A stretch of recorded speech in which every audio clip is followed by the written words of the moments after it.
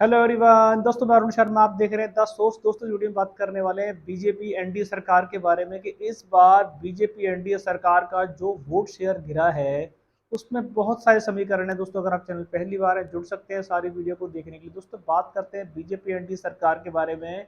राम मुद्दे को लेके और मोदी जी ने 400 की हुंकार जो भरी थी, पर वो हुंकार देखा जाए तो उन्हीं की पार्टी के चलते काफी पीछे रह गई। अब यहां तक की उम्मीदें लगाई जा रही हैं कि बीजेपी इस बार अपने बहुमत के आंकड़े तक 272 या 280 पे आगे से बढ़ जाएगी। इस पे काफी सारा मंथन है कि बीजेपी जितनी स्पीड से आगे बढ़ी थी उतनी स्पीड से एकदम इंडिया गठबंधन ने कैसे उसको रोक दिया। खाली इंडिया गठबंधन की बात करें तो उनके बलबूते तो पार्टी रुकी, उसके बावजूद बीजेपी सरकार पर जो जनता का मूड वोटर चेंज हुआ है वो काफी मंथन का विषय है कि इस बार बीजेपी ने दल बदलू नेताओं की जो आंधी अपनी में शामिल कर ली। कांग्रेस के बागी नेता हो, किसी भी पार्टी के कूड़ा करकट जो भी थे, जितने भी आरोपी थे, सबको वॉशिंग मशीन का जो नाम बीजेपी पे लगता जा रहा था और बीजेपी उनको धराशायी भरती जा रही थी। वोट बैंक को ये समझ में आ गया वोटर को कि बीजेपी पहले तो शायद उनकी समझ की पार्टी थी, पर उनको लगा कि जो भी अपराध कर रहा है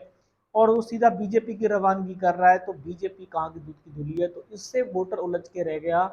और बीजेपी के वोट शेयर में काफी बड़ी सेंध लगी है। जहां बीजेपी राम मंदिर के निर्माण के बावजूद सबसे बड़ा डंका बजा रही थी और 400 की लंबी लंबी हुंकारें भर रही थी,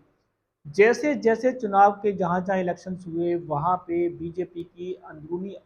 जितनी भी खबर अब तक आई है,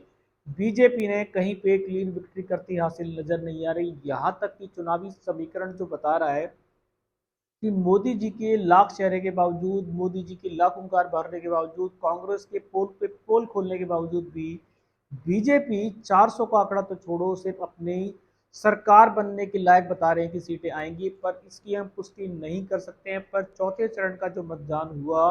उससे वोटरों से बात की गई तो वोटरों ने साफ उन्हें रुझान दी कोई बीजेपी और सब एक थाली के चट्टे बट्टे हैं।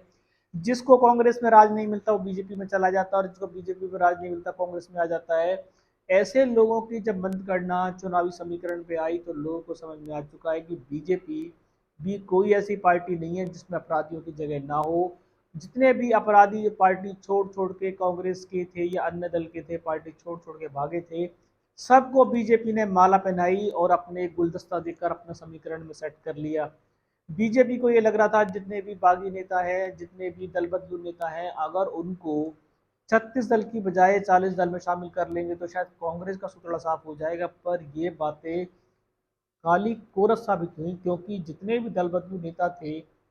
भले ही बीजेपी की विक्ट्री में वो योगदान करने वाले थे, पर जनता ने जो साथ छोड़ा है, ये इलेक्शन इस बार बीजेपी को जमीनी ग्राउंडिंग की महसूस कराएगा कि उन्होंने इस बार जो दल बदलू नेताओं को जो पार्टी में लेने की होड़ लगी थी वो बीजेपी को खटाई में कर गई है। और बीजेपी के वोट बैंक में सबसे बड़ा सेंध यही है कि बीजेपी भले ही क्लीन स्वीप कर जाती है, राम मंदिर के मुद्दे से आगे चल जाती है, मोदी जी के जितने भी समीकरण चल रहे थे, मोदी हवा चल रही थी, उसमें शायद बीजेपी विक्ट्री मार जाती, पर बीजेपी विक्ट्री मारती उससे पहले मोदी जी के नेताओं ने, मोदी जी के नड्डा जी ने, जितने भी दल बदलू नेता थे सबको पकड़ पकड़ कर अपनी पार्टी में शामिल करा लिया और उससे बहुत बड़ा तमगा हासिल कर लिया कि हम सबसे बड़ा दल हैं।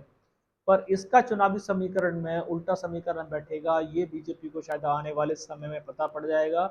कि बीजेपी इस बार चुनाव में जो 400 के आंकड़ों के डंके बजा रही थी, दल बदलू नेताओं से शामिल करने के बावजूद वो बहुत पीछे रह गई है। और ऐसे नेताओं को शामिल करना जिन पे दिन प्रतिदिन आरोप लगते जा रहे थे, उनको पार्टी से बाहर का रास्ता नहीं दिखाना, यहाँ तक कि उनको गुलदस्ता देना और उनको अपना बीजेपी का पटका पहना के पार्टी में शामिल करना, ये बीजेपी की सबसे बड़ी खामी रही। 2024 का इलेक्शन भले ही मोदी जी सरकार बना जाए, पर जिस तरीके से इंडिया गठबंधन और बहुत सारे दल इसमें पार्टी बाजी मारेंगे, वो इसीलिए बाजी मारेंगे कि इस बार वोटर का मूड चेंज है और वोटर ने भी देख लिया है कि बीजेपी के साथ जुड़कर भी कोई खास मुद्दा सॉल्व होने वाला नहीं है। तो जो जीत रहा है उसको जीतने दो, जैसे जिसका समीकरण बैठा है उसको वैसे ही वोटों की ताकत जिताओ। अब मोदी जी का चेहरा और मोदी जी पे इस प्रकार का जो इलेक्शन है वो पूरा मोदी जी के चेहरे पे फोकस है। यहाँ तक कि बीजेपी के नेता जो भी लोकसभा चुनाव में टिकट मिली है उनको तो पब्लिक अपने इलाके में आने नहीं देना चाहती।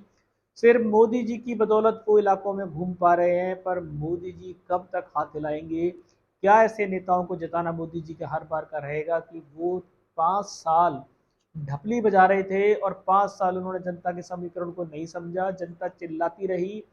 और चुनाव के टाइम मोदी जी को पकड़ के लाना और फिर मोदी जी के लिए विक्ट्री के लिए बातें करना, ये समीकरण जनता को समझ में आ चुका है। 2024 का इलेक्शन जो बीजेपी की सरकार दल बदलू नेताओं की जैसे जीतने की होड़ लगा रही थी, उन्होंने बीजेपी के रथ को रोक दिया है और बीजेपी को आंकड़ों में हो सकता है कि